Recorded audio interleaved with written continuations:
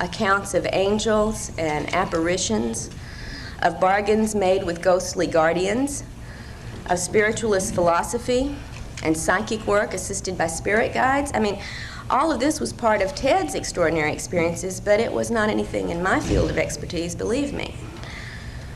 But in listening to Ted's accounts, I began to see evidence that was more familiar to me, thank God, evidence that was very consistent with UFO sightings and abduction reports that I'd already come to know about.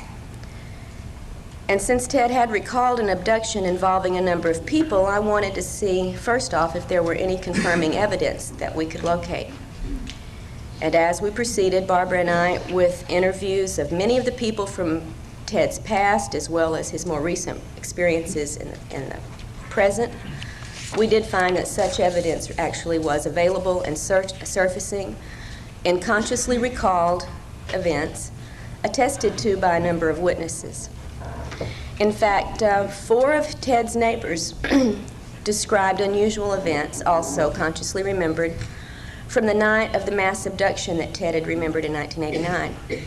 Now, 2 of these witnesses were so disturbed by their memories of these events that the fear level was so high they wouldn't even let us include their accounts in the book. They shared them with us privately.